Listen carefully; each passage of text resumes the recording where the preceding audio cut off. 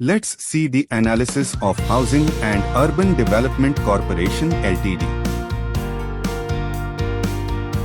Let's learn about the company. See company overview and pros and cons.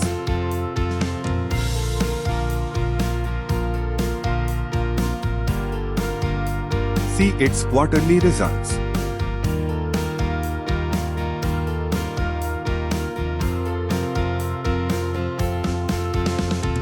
See company profit and loss.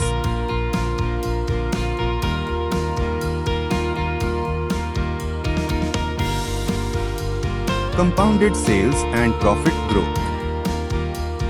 Stock price CAGR. Return on equity. See its balance sheet.